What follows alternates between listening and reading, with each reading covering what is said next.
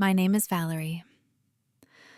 At dinner that night, 20 years after Grandma left for her round-the-world trip, she put her fork down, looked straight at me, and asked, "Sweetheart, why are you still renting that tiny place in Brooklyn? Whatever happened to the Manhattan studio we gave you for your 18th birthday? The one with the little balcony facing the park?" Before I could open my mouth, Mom smiled like it was the funniest thing and said, "Oh, that apartment belongs to Mason now." Dad just stared at his plate. Mason kept scrolling on his phone. The room went dead quiet. Grandma didn't blink. She dabbed the corner of her mouth with her napkin, then gave the smallest, calmest smile I've ever seen. "Finish your plates," she said softly. "Then grab your coats. We're going for a drive. Open that door tonight and you'll finally understand everything." My heart slammed against my ribs. For months, Mom had been texting me almost weekly. "Just one more transfer. Valerie Mason's in a tight spot." I always sent the money. I thought I was still the owner. I had no idea the real shock was waiting 45 minutes away, right on the 20th floor of the building I used to call mine. If you've ever had family take something that was supposed to be yours forever, drop your story in the comments. Where are you watching from? Like and subscribe so you don't miss what happened when we walked through that door. You're not ready for this one. The apartment had always been mine, long before I turned 18. Grandma Evelyn bought the studio on the 20th floor when I was 16. She walked into the closing with her lawyer, paid cash from the sale of Grandpa's old warehouse in Queens, and put the deed straight in my name. She told me later it was the smartest way to skip estate taxes when the time came. All I knew back then was that I suddenly owned a 520 square foot piece of Manhattan with a balcony big enough for 2 chairs and a perfect slice of Central Park view. My 18th birthday wasn't the day I got the place. It was the day I finally got the keys. Grandma threw a small party in the empty living room. White balloons, grocery store cake, and a brand new set of brass keys on a red ribbon. She pressed them into my hand and said, "This is your anchor, Valerie. No matter where life drags you, you'll always have a corner of this city that belongs only to you." Then she hugged me so hard my ribs creaked. 2 weeks later, she left. She had a battered suitcase, a brand new passport full of blank pages, and a grin I can still see when I close my eyes. She kissed my forehead on the front steps of my parents' house in New Jersey and promised postcards from every continent. The first one arrived from Reykjavik 3 weeks after that. A picture of the Northern Lights with her handwriting on the back. "Having the time of my life. Hold down the fort, kiddo." I moved into the studio the same month I started freelancing as a graphic designer. The commute to client meetings was a joke. 10 minutes on the subway. Sometimes I just walked across the park with my laptop in a backpack. I bought a second-hand desk that fit perfectly under the window, hung string lights along the brick wall, and filled the shelves with every design book I could afford. Friends crashed on the pull-out sofa when they needed a night away from dorms or bad roommates. I felt like the luckiest 18-year-old on the planet. The place was tiny, sure. The kitchen barely held a fridge and a 2-burner stove. The bathroom door hit the bed if you opened it too fast. But it was mine. Paid for. No mortgage, no landlord. I kept the deed in a fireproof box under the bed, like it was made of gold. Grandma's postcards kept coming. One from Machu Picchu showed her in a ridiculous alpaca hat. Another from a night market in Bangkok had a smear of chili sauce in the corner. She never asked about rent or bills. She knew the co-op fees were low, and I could cover them with 2 logo jobs a month. Every card ended the same way. Love you bigger than the sky. Keep the balcony light on for me. I did. I left the little string lights plugged in 24/7, even when I was away for weekends. From the park, they looked like one warm star on the 20th floor. I had no idea that light would stay on for someone else far longer than it ever stayed on for me. Mason arrived in the city the same year my freelance invoices finally covered Brooklyn rent without panic. He called me from Penn Station with 1 duffel bag and a community college acceptance letter he never intended to use. "Sis, dorms are insane money," he said, voice full of that little brother charm he'd perfected since we were kids, sharing the backyard swing set. "Just let me crash at the studio for the first semester. I'll be out before you notice." I still remembered him at 6 years old, following me everywhere like a shadow, begging me to teach him how to draw superheroes on the driveway with sidewalk chalk. I'd promised Mom the day he was born that I'd always watch out for him. Saying yes felt like keeping that promise. 3 months. I told him then, "You figure out campus housing." He moved in that weekend. Air mattress on the floor, Xbox hooked to my TV, protein shake, mixes, taking over the tiny fridge. I gave him a spare key and showed him how to work the finicky building laundry in the basement. He hugged me so hard my feet left the ground and swore he'd keep the place spotless. The first few weekends, everything looked normal. I'd subway over from Brooklyn on Saturdays, strip the sheets for Airbnb guests, restock the mini-soaps, and find his stuff neatly stacked in one corner. He even left 20s on the counter sometimes, with a sticky note. "Gas money, thanks, Val." Then the note stopped. Classes turned into online only, then into nothing at all. The air mattress became a real bed, delivered one afternoon while I was at a client pitch in Soho. His gaming setup grew 3 monitors and a glowing keyboard that lit up the brick wall like a nightclub. Friends I'd never met started sleeping on the pull-out sofa on weeknights. I still came by most Sundays to flip the apartment for the next booking. The doorman waved like always. The elevator still smelled like lemon polish, and the balcony light stayed on.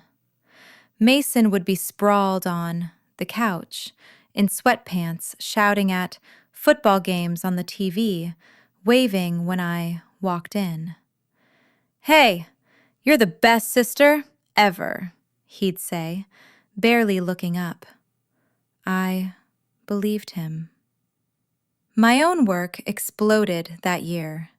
Branding gigs, late nights in Brooklyn coffee shops, invoices finally hitting 4 figures. Driving into the city every weekend to clean started feeling like a chore. But the extra $300 a booking helped pay for better software and a new drawing tablet. I told myself it was temporary. Mason's friends multiplied. Empty beer cans appeared in the recycling. The fridge filled with takeout boxes instead of the groceries I used to leave.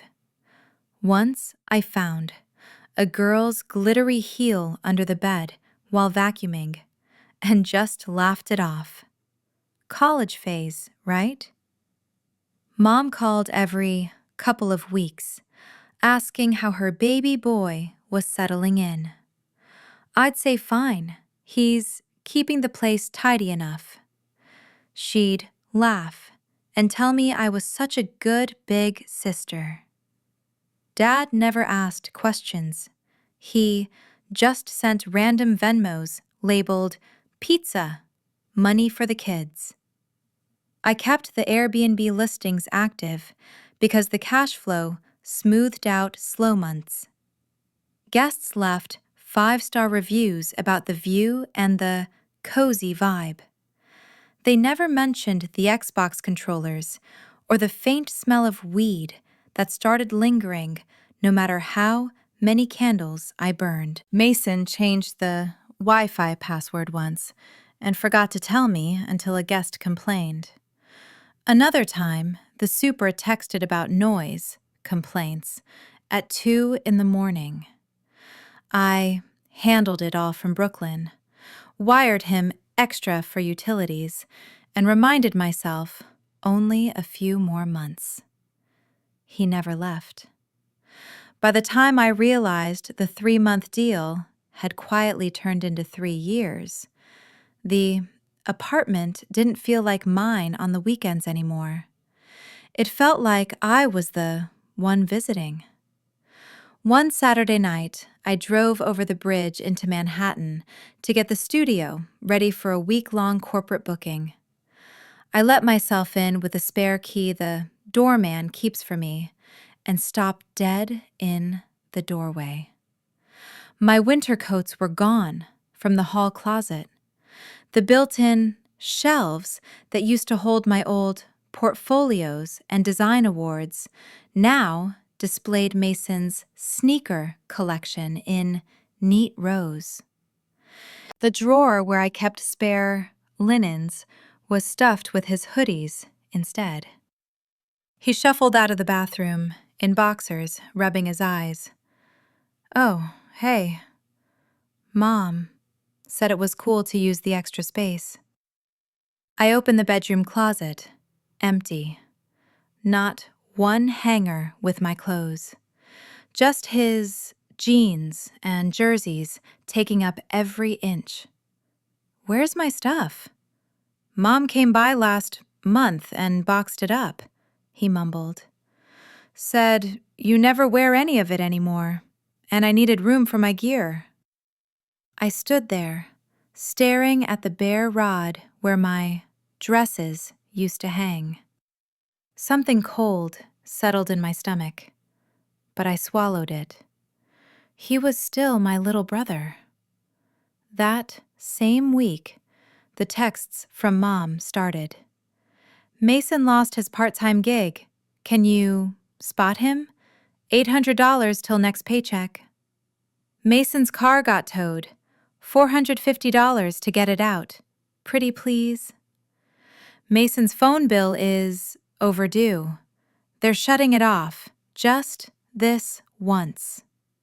Every time I asked why he couldn't cover it himself, the answer was the same. Bad beats on a couple games. He'd pay me back double when the bets hit. I transferred the money because Mom always ended the messages with, He's really trying, honey. Don't give up on him. I still believed I owned the apartment, so I told myself I was protecting my own asset by keeping the utilities on and the fridge stocked. I kept sending the money. Then the co-op statement started landing in my old Gmail, the one I'd given the management office years ago. Maintenance fees had jumped from $400 to almost $1,100 a month. Special assessments for a new roof, new elevators, new lobby marble. I forwarded the PDFs to Mom. "Don't worry about those," she wrote back within minutes. "I'll handle it with the board." "You're so busy with work." I let it go. Deadlines were crushing me. 3 startups needed full brand packages at once. Easier to let her deal with building drama. Another Saturday, another cleaning trip. The fridge held nothing but energy drinks and half-eaten wings. My coffee maker was gone, replaced by a glowing, red bedding terminal plugged into the wall, outlet screen frozen on a parlay that apparently hadn't hit. Mason was asleep on the couch, phone still in his hand. DraftKings opened to a minus $12,000 balance. I took photos of the mess for the first time, sent them to Mom. Her reply came fast. "He's going through a rough patch. Delete those. You know how judgmental people can be." I deleted them. Winter rolled in. I wired another $2,000 when Mom said the heat got shut off for non-payment. Spring came, another $1,500 because Mason's almost got a system that works. Every transfer hurt a little more, but I still had the deed in my fireproof box back in Brooklyn. Paper doesn't lie. One August morning, the management office called me directly, something they'd never done. They needed signature on a refinancing package, or the account would go delinquent. I told them I hadn't applied for any refinance. The woman on the line sounded confused. "But Mr. Brooks submitted everything last month. We just need the co-owner to sign." My mouth went dry. "There is no co-owner. Send me the documents." She promised to email them. Nothing ever arrived. I called Mom instead. She picked up on the first ring, voice too bright. "Oh, sweetie, it's nothing. Mason just needed a little loan against the equity. Your dad co-signed. We'll pay it off in no time." Equity? What equity? The apartment had always been free and clear. I opened my laptop, logged into the city property records for the first time in years, and typed in the address with shaking fingers. Owner of record, Mason Edward Brooks. Effective date, 14 months earlier. I stared at the screen until the letters blurred. My name was gone. And then, Grandma walked back into our lives. The very weekend I noticed the maintenance fees being pulled from an account I'd never opened. She showed up at my parents' house in New Jersey on a Friday evening, tanned silver hair cut short, dragging one battered suitcase in the same way she had 20 years earlier. She hugged me so hard I smelled salt air and sunscreen on her skin. Dinner was already on the table. Roast chicken, mashed potatoes, the usual. We made small talk about Patagonia and Vietnam until the plates were almost clean. That's when she set her fork down and looked straight at me. "Sweetheart, why are you still renting in Brooklyn? What on earth happened to the studio we put in your name? The one with the little balcony facing the park?" Mom laughed too, quickly. "Oh, the apartment belongs to Mason now. We transferred everything over so he'd have stability." Dad kept eating, eyes on his food. Mason smirked at his phone. Grandma didn't raise her voice. She just smiled, the calmest, coldest smile I'd ever seen, and said, "Finish your dinner, everyone. Then get your coats. We're taking a drive." No one argued. 45 minutes later, her rental SUV pulled up in front of my building on the Upper West Side. The doorman did a double take when he saw her, then buzzed a straight up. The elevator doors opened on 20. Grandma already had the key in her hand. She must have kept a spare all these years. She turned the lock and pushed the door wide. Mason was sprawled on the couch in basketball shorts. 3 friends around him, beer cans and takeout boxes everywhere. The walls had new scratches and water stains blooming near the ceiling. My string lights were gone. A 60-inch TV hung where my desk used to be.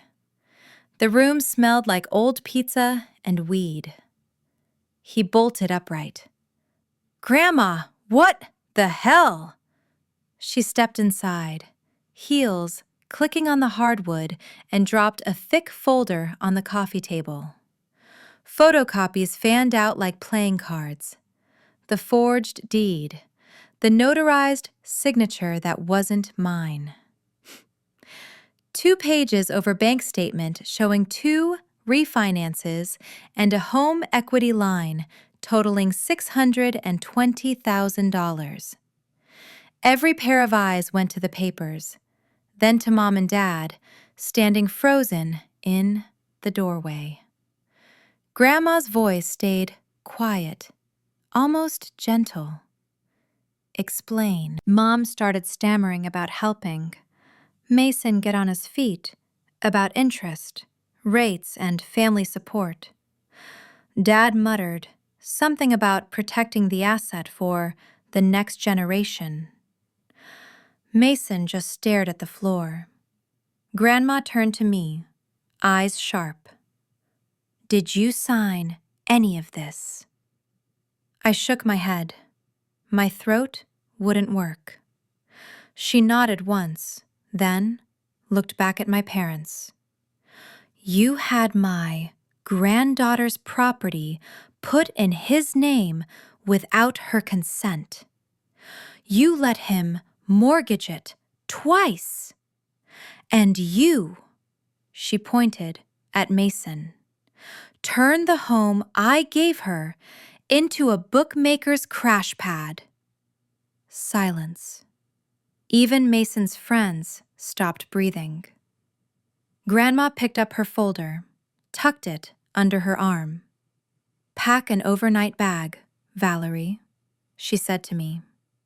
"You're staying with me tonight. The rest of you can stay here and think about what happens next." She walked out first.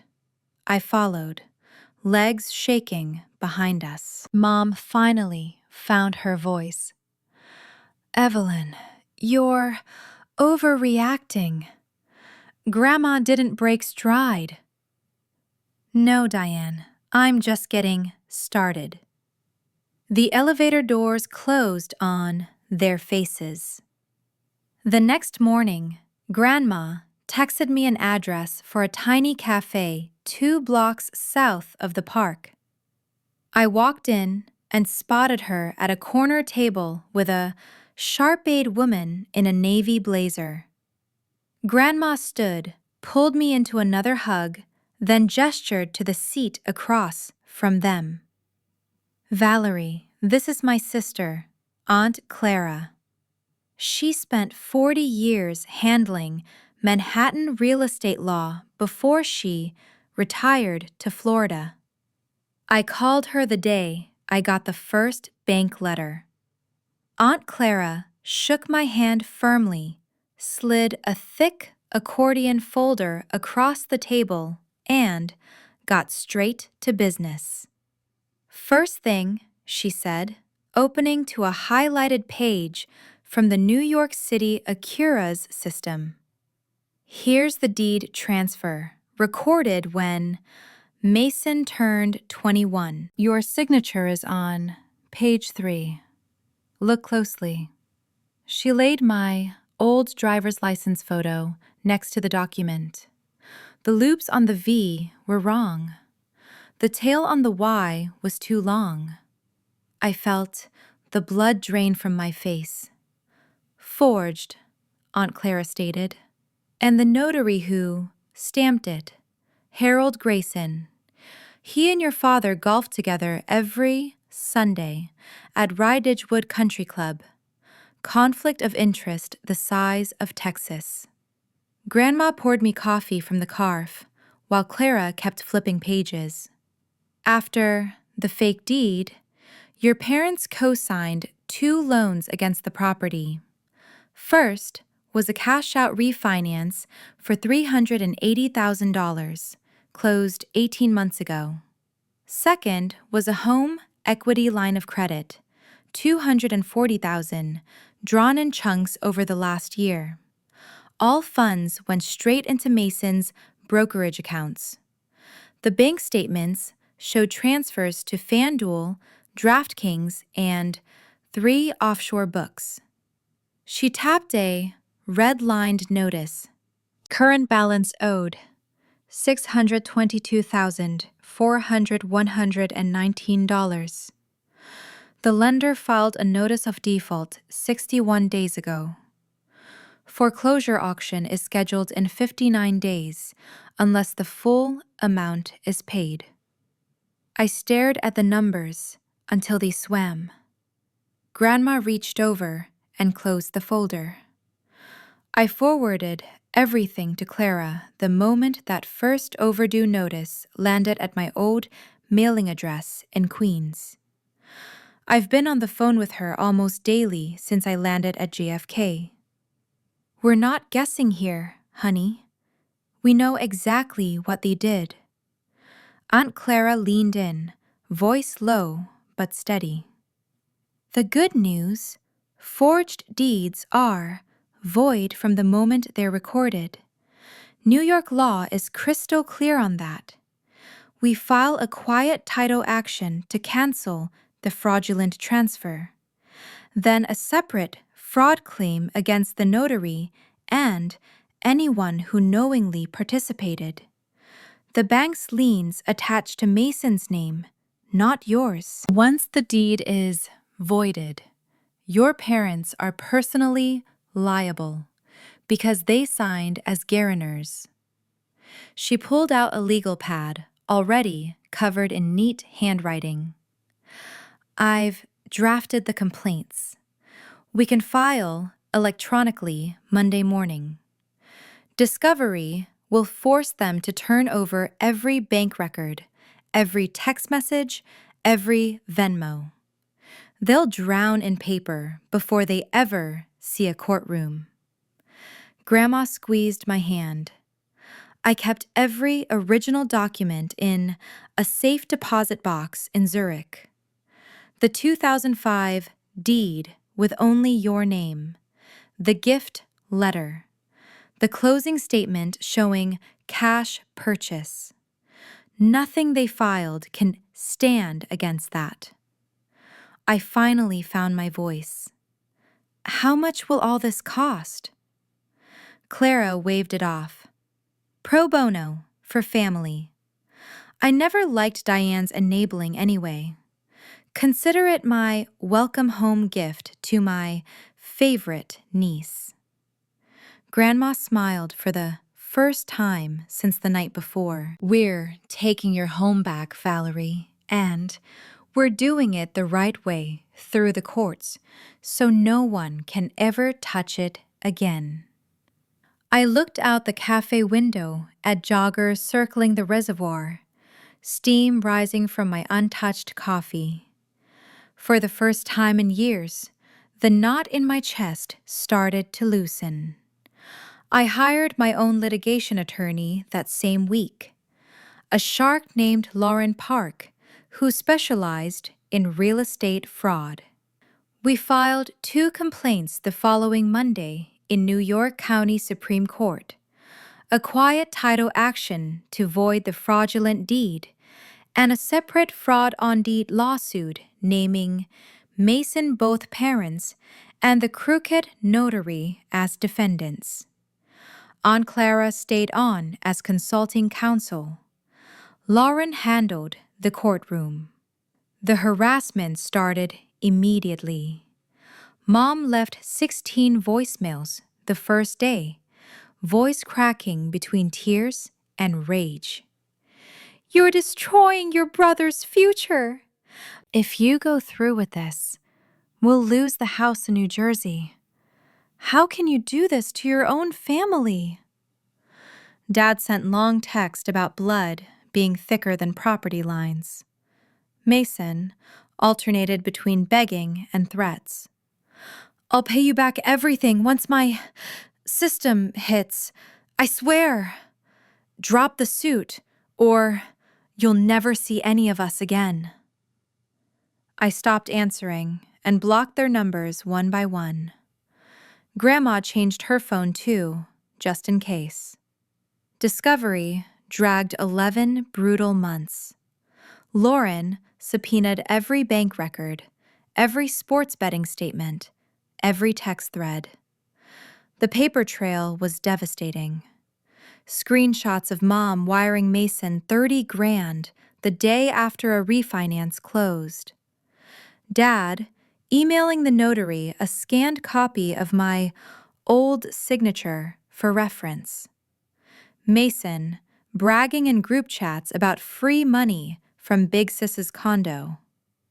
The handwriting expert we hired took the stand for 3 days.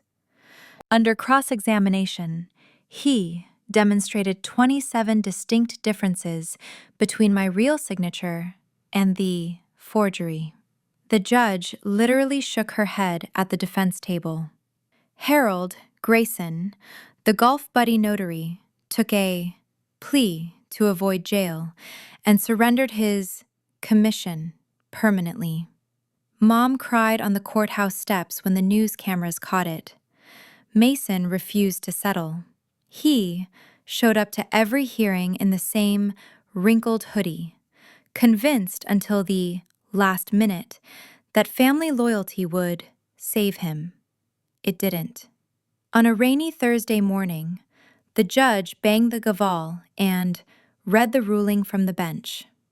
Plaintiff Valerie Brooks is hereby declared the sole and rightful owner of the premises. The 2019 deed purporting to transfer title to defendant Mason Brooks is declared void. Abe Inio, due to forgery. All mortgages, liens, and encumbrances recorded against the fraudulent deed are extinguished as against plaintiff's title. Defendants Diane and Richard Brooks remain personally liable to the lender under their guarantees. Defendant Mason Brooks is ordered to vacate the premises within 30 calendar days or face forcible removal by the city marshal. The courtroom was silent except for Mom's muffled sobbing. Lauren turned to me with the smallest professional smile. Congratulations. You just won your home back. Grandma squeezed my shoulders so hard I felt her rings dig in. Aunt Clara gave a single, satisfied nod. Mason stormed out without looking at anyone. Mom tried to follow me into the hallway, arms reaching, mascara streaking. "Valerie, please." Security escorted her out. That night, I sat alone in my Brooklyn rental deed in my lap. The real one. The one Grandma had protected across 3 continents. And let myself cry for the first time since the whole nightmare began. I stepped back into the apartment, holding the key the city marshal had just handed me. Mason had vanished. Sometime before dawn on day 29, taking only a duffel and his gaming monitors. The place looked like a tornado had hit a sports bar. Empty bottles, cigarette burns in the hardwood, a cracked flat screen still bolted crookedly to my brick wall. I opened every window, let the October air sweep through, and started throwing black trash bags down the chute. Contractors came the following week. New floors, fresh paint, the exact soft gray. I'd always wanted a rebuilt kitchen with quartz counters and the 2 burner stove I actually used. I hung new string lights, brighter ones, and bought 2 simple teak chairs for the balcony. The deed went into a new fireproof safe bolted inside the closet. This time, 3 weeks after the eviction, the bank foreclosed on my parents' house in New Jersey. They had ignored every demand letter, refused to refinance, and watched the auction happen from the sidewalk. Mom sent one last email from a Gmail address I didn't recognize.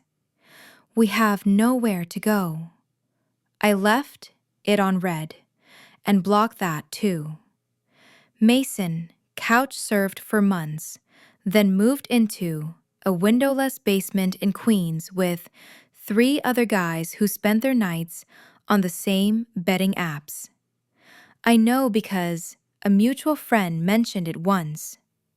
I changed the subject. I changed everything else too. New phone number, new locks with codes. Only Grandma and Aunt Clara have new mail forwarding service, so nothing ever goes to the old family address again. I kept designing, took on bigger clients, finally raised my rates without apology. The studio became the quiet, bright space I had dreamed of at 18. One clear November evening, I carried a glass of wine out to the balcony, sat in one of the teak chairs, and looked across the park as the skyline turned gold. The trees were bare, the reservoir mirrored the last light, and for the first time in almost 20 years, the apartment felt completely, undeniably mine. I thought about every dollar I had sent, every excuse I had swallowed, every boundary I had refused to draw. I thought about the little girl who once promised to take care of her brother forever, and the woman who finally understood that love without limits is just another word for enabling. Unlimited kindness doesn't save anyone. It only teaches them how much they can take. That's the real gift Grandma gave me.